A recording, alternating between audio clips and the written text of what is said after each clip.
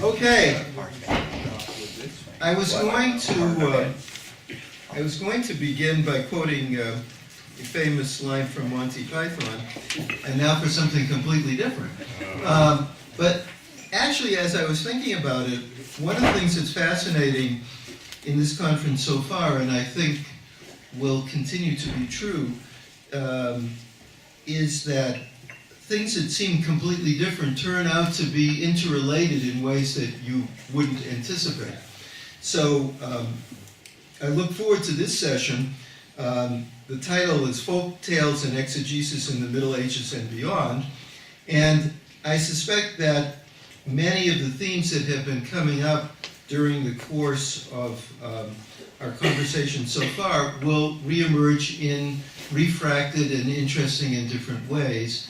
So I look forward to the session. We have only two speakers today for this session, and we have the same amount of time that's available to us. The speakers, therefore, can go a little bit longer, so you can get 25 minutes or so, and we should have a little more time for conversation before the break at noon. So our first speaker is Amy Shuman from the Ohio State University, and we'll begin with Amy. Thanks, and thanks very much for inviting me to be here. I do think this will be something completely different. So that was a good introduction. Presenting a paper at this conference provided an opportunity for me to delve further into an inquiry that has sustained me since I first entered the field of folklore.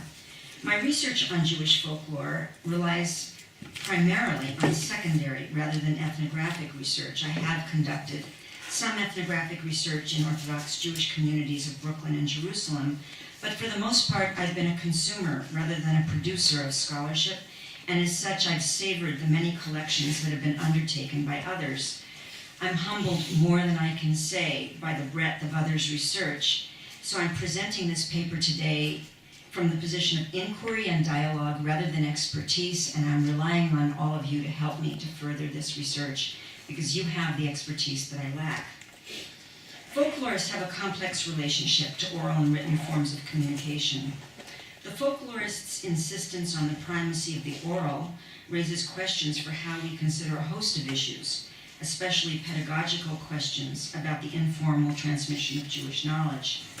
The collection and circulation of tales serves as one of the most significant intersections of the oral and written.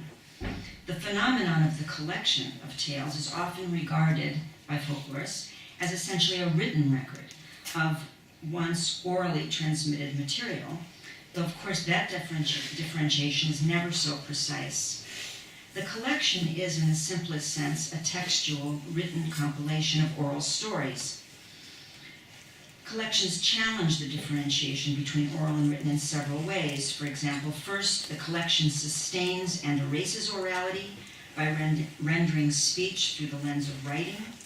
Second, particular collections are motivated by particular historical interests, sometimes in the past, sometimes in what are seen to be exotic other Jews, sometimes by exigencies and anxieties about disappearing knowledge and narratives. Third, collections are organized in particular ways, modes of arrangement and rearrangement that provide and depend on knowledge and the relation of orality and literacy. Fourth, in some cases, collections insist on claiming and celebrating whatever the collectors regard as authentic, and the invented authentic category is then often associated with orality, the oral being more authentic in that imaginary sense. Fifth, collections have pedagogical implications for thinking about orality and writing and the transmission and circulation of knowledge. Sixth, and finally, the oral is embedded in the written, and the written is embedded in the oral, most obviously in the use of reported speech or citational speech in written accounts, but also in oral references to written accounts. One of the questions this conference proposes is about the oral and written as legitimizing and authenticating practices. Some genres are legitimated more or differently than others, and some are relegated to the categories of the quaint, the exotic, the other, and/or the antiquated. Additionally, additional and important issues include how the oral and written bridge and become attached to the categories of sacred and secular. But for me, the relationship between the oral and written is most interesting when it's blurred. And it is blurred in specific ways in different epochs, different cultural moments, and in specific conversations.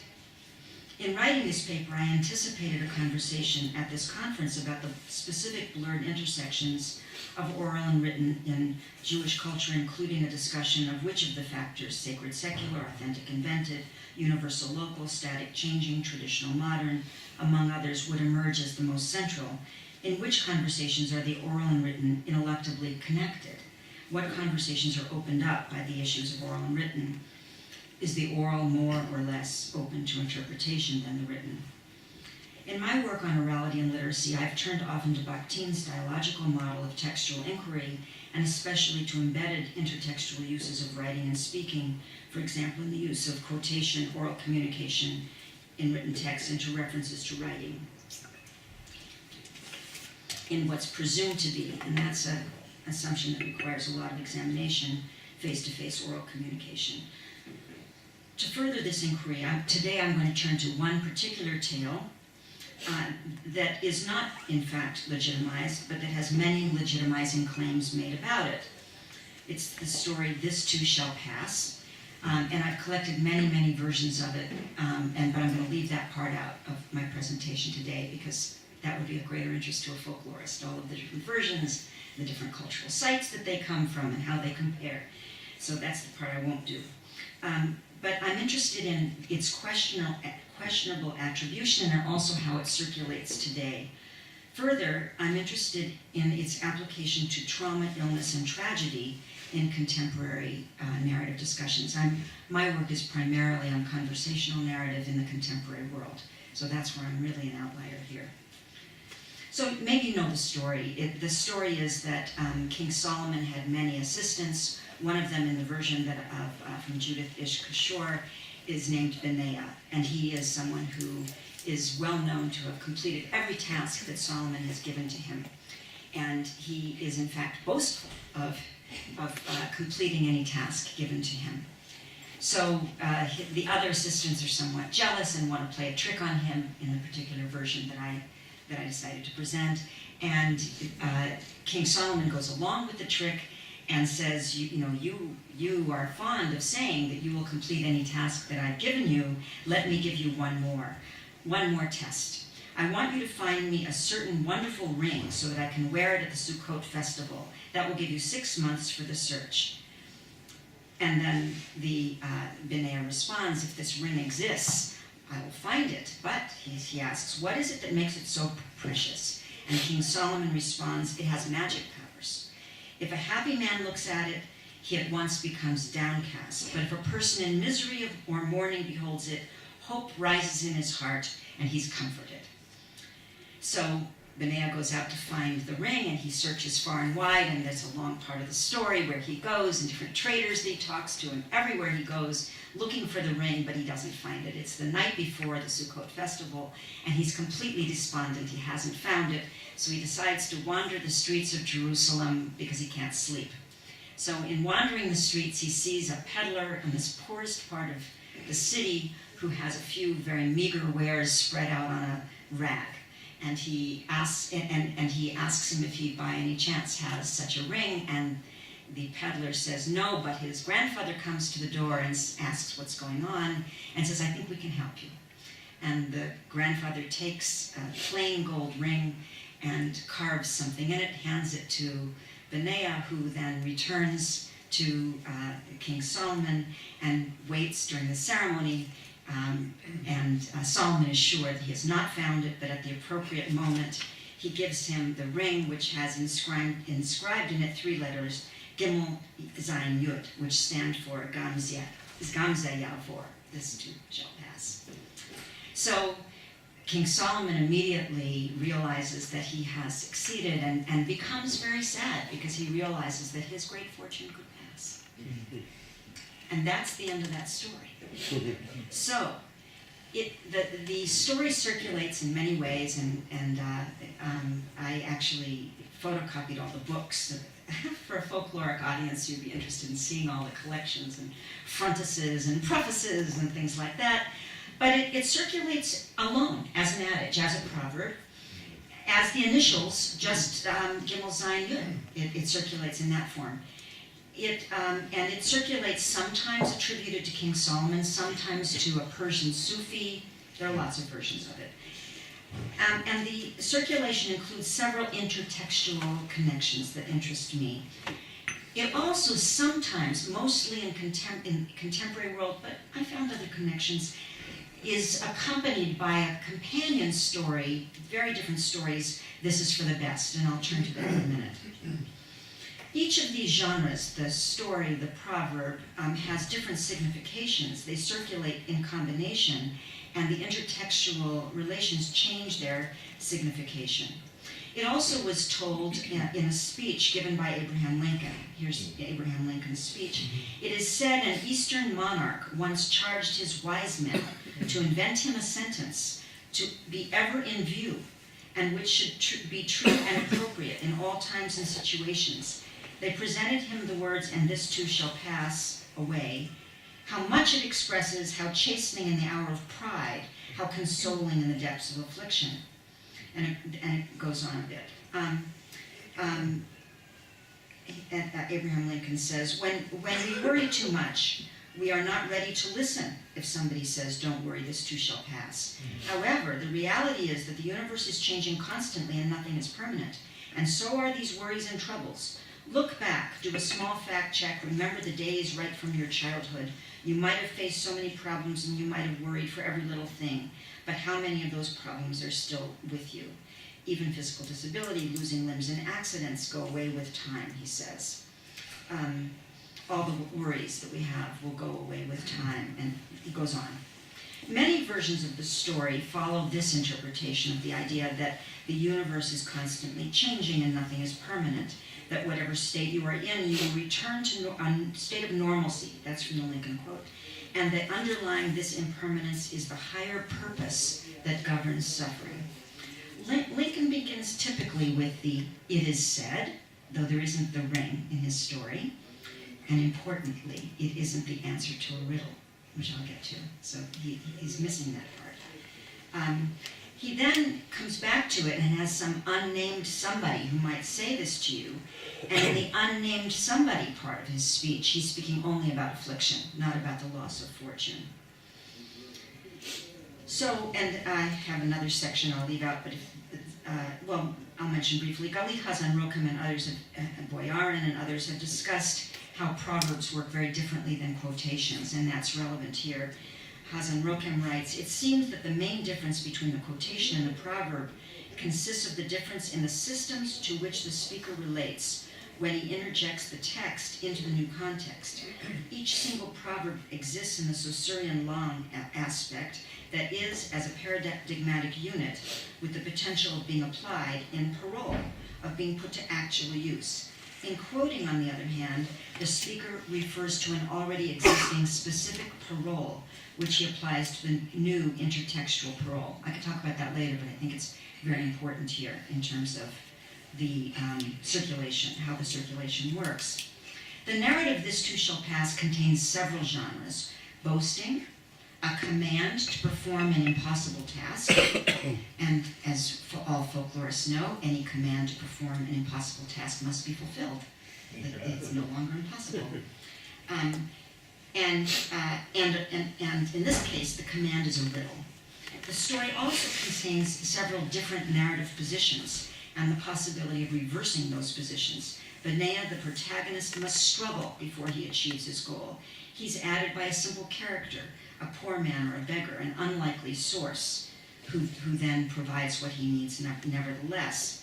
And the story hinges on this possibility of position reversals. Whether Benaiah will learn humility, will he remain boastful? And the larger one, the reversal of fortunes, in which happy people become sad and sad people become happy. I'm interested in which parts of the story circulate. Often, The story itself, the riddle, the command, doesn't circulate, as in the Lincoln version, except as background to convey the idea that Gamze Yavor is a simple but profound truth coming from a simple source. Interestingly, the story does not explicitly reproduce the act that the message conveys. That it is not. If I have time, I could talk more about the all for the best stories. Reproduce it quite map onto each other. So something that isn't for the best turns out for the best in a much more direct mapping. In this case, it's not a story of suffering and discovery that all things passed. It's not a story of having great fortune and losing it. Benea is neither a happy nor a sad person. Not only that, the experience doesn't necessarily teach him humility, at least not directly. Instead, he accomplishes the task and remains in the king's good graces. The listener is left to make this connection between Benea's impossible task and saying, "This too shall pass." And I would argue that this connection is crucial. I'll come to it in a bit. Why? So sometimes the link is made in exegesis about the story as a message that the reason that this too shall pass is that everything is the work of God. This is a quote, "More than anything, the story in itself shows that even when our mission may seem impossible or that people put obstacles in our way, if we are meant to get there, we will. Hashem orchestrates the world in an amazing way, precisely, and we must try to be accepting of this in the good times and in the bad. It's a sanity check." And this is another commentary. Even in the quest that Benea was sent on, when it seemed an impossibility, with effort and Hashem's help, anything is possible. The message from all of this is not to give in to our problems, not to assume that our bumps in the road aren't there to help us fly higher off the ground. With our effort and Hashem's help, every problem gets fixed and every joy is a blessing. So this is a profound way in which the story and the adage get linked. In contrast to "This too shall pass," "It's all for the good," or Gamze L'Tova, almost always reproduces the story in which a character who suffers discovers that precise suffering was for the good. I'm not going to tell all of those stories. I'm sure you're familiar with them. There's the farmer who destroys his field, but in the end makes bread. There's the story of Rabbi Akiva, the donkey, the rooster, and the cradle. There's many Elijah stories. For example, when Elijah prays that a poor man's cow should die, and in the end we learn there was a decree that his wife should have died. And then there's the story of Nachum Ish Gamzu, which is a nickname which came from the fact that Gamzu L'Tova was his response to all things. In all of these stories, in the end, we discover God's plan, and often we have an explanation for suffering that otherwise would make no sense. These stories rarely include the kind of initial command of an impossible task found in "This too shall pass," and they never, that I've found, include a riddle. Except if you want, I can just hear Gali Kazan Rokem saying, "No, the Rabbi Akiva story is a riddle." Okay, it is. So the contemporary personal experience narratives, like Lincoln's speech, all reproduce the message. But I've found very few examples of the proverb that apply the larger possibility of the multi-directional reversal. That is, I keep finding the story in which "This too shall pass" applies to suffering, but not to the loss of good fortune. When I find it separated out. That when I just get the proverb, it's applied only to suffering.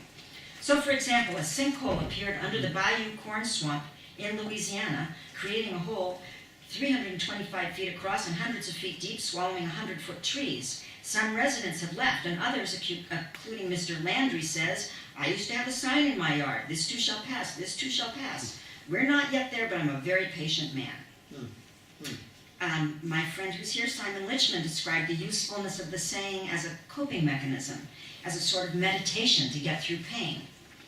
And there are many counter-narratives of "This too shall pass" that include saying "this will not pass" or "this will sort of pass." And the example that I want to talk about today is a mother of a child with a mental disability. And she describes explaining to her doctor that she's depressed, that she has anxiety, that it's difficult coping. and it's difficult acknowledging that your child's disability will be lifelong. And she says, the newspaper article I'd begun reading while she was in the doctor's office quoted a faith-based mental health professional. Faith gives me a sense of perspective and teaches me that life is full of seasons. Whatever I'm going through is temporary and will pass. She continues, how often have we all heard that well-meant platitude, this too shall pass? But what if it doesn't? That question has haunted me for 20 years, since that winter morning in 1994, when a therapist told me unsparingly that my son would never be normal. My faith in things working out for the best, and here she's combining the two, took a serious hit in the years following that pronouncement. Denial protected me for a while, but eventually I conceded to the truth. Daniel's life and my own were irrevocably affected by autism. He would never be normal. This would not pass. This too shall pass circulates often with the message of temporariness assigned to troubles and promoting perspective, as encouraged by the faith-based mental health professional. Like many others, Daniel's mother combines this too shall pass with things working out for the best, but she counters, he will never be normal. This would not pass. Her awareness of a life of continuous challenges follows a pronouncement when this therapist told her unsparingly that her son would never be normal. But surely Daniel's mother knew that without the pronouncement, but that's an important part of her story. For me as a folklorist, my ears perk up, genre, pronouncement. As with many uses of the proverb, Daniel's mother doesn't tell the story. She doesn't tell the Solomon story at all, or I'm assuming that the newspaper article magazine did an article either. There's no boast. There's no struggle to complete an impossible task. Instead, in Daniel's mother's story, the task remains impossible. The positions of the characters in the stories are also different. There's no commanding authority, no peddler with a magic ring, no shift of positions from boasting to humility, no larger possibility of the reversals of fortune. The adage, separated from the story, has a different significance, and I suggest this disaggregation, this separation, occurs not only in the intertextual relations, but in the narrative and in the narrative positioning, but also in relations to quotation, orality, and writing. And here I'm very influenced by Walter Benjamin's understanding of the fetish, the fragment, that these partial remainders work in very different ways, and that we should attend to those. This too shall pass is a saying. It's something someone utters, as is, it's all for the good. It's interesting that it comes to Benea not as an utterance, but as an engraving, and it continues to circulate today as an engraving, most often as a tattoo.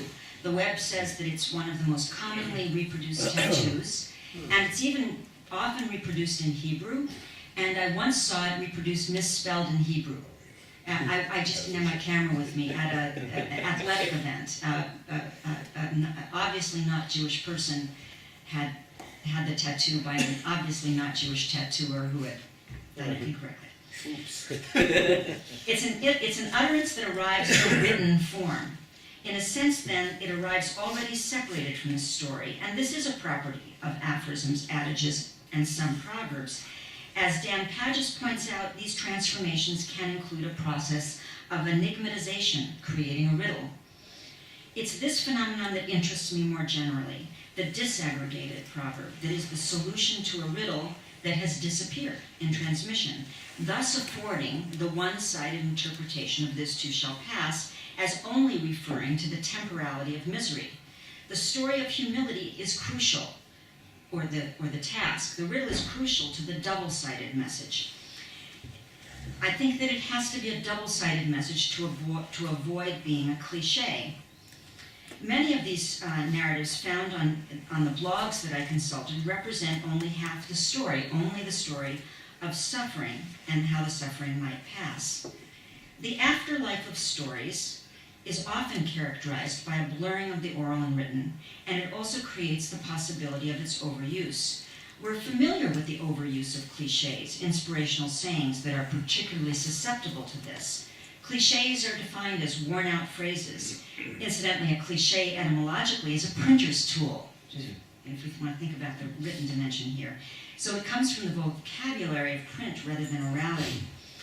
I find it interesting then that this too shall pass becomes reattached, applied to a person's personal narrative. And here in my remaining few minutes, I want to turn to the objection to the adage among people with chronic illnesses or disabilities. The primary, oh, well, we'll have extra. The primary objection is that it is something said to them. They're told to hang in, to buck up, to withstand whatever they are suffering because this too shall pass. As a one-sided message about withstanding suffering because it will pass, it's not only a cliche, but a violation of who speaks to whom. People on the blogs object to it as an untruth, as did Daniel's mother, and say, this shall not pass, just as they reject the idea that it's all good when said by someone else about their condition. Mm-hmm. In contrast, when worn or uttered by the sufferer, this too shall pass can be comforting. And for many, it's a reminder that one's fate is in God's hands. I understand the objection made on the blogs, but I think the problem is not that it's a cliche. I think the problem is not its overuse. The problem is not, in other words, repetition. The problem is that it's been severed from the story. And when severed from the story, it forces the listener, the sufferer, into the position of humility occupied by Benaiah, a position only sustainable for him because he's achieved an impossible task. For people with disabilities or chronic illnesses, this positioning is crucial. Benaiah achieves an impossible task assigned by someone else. Benaiah overcomes obstacles on his own terms. Importantly, also we have to remember, his achievement is not the point of the story. It's not about Benaiah the hero. It's about perseverance. It's not about perseverance, but the final achievement is the lesson of humility rather than heroism. It's not a story about overcoming obstacles, and when translated into that, it gets rejected. Further, the message of the ring is not attributed in any of the stories to King Solomon or to Benaiah, but to the jeweler. In this version that I told you, the jeweler just gives us the initials, and in most of the versions I found it's just the initials, Gimel, Zayin, Yud, and the message is inferred as already known, that you know how to read those initials. As a statement of the impermanence of any more mortal situation, it requires this lack of attribution. Thus, it is more effective as a statement in writing, unattributed, except to the artisan who engraved it and obviously already knew it, rather than as something voiced by someone to someone else. The circulation of this too shall pass provides one model for understanding the circulation and blurring of oral and written more generally. When the proverb travels with the story, the protagonists shift roles. Benaiah is first lauded, then tricked, then a failure, then successful, etc. When the proverb travels by itself as a ring, the wearer is the protagonist, reminding himself or herself of temporariness, refusing the fixed categories of fortune and misfortune. In its separated, unattached state, separated not only from the King Solomon story, but perhaps more importantly from the riddle for which it is an answer, the saying has the capacity of slippage, mooring itself only in misfortune, located in the permanence of suffering. We think that the problem of cliché is its frequent repetition, when actually, although we're half right in seeing it as a circulation problem, it's not a problem of frequency, but of detachment. Writing has this capacity, but it also has the capacity to loosen attribution, as it does in this too shall pass. Thanks.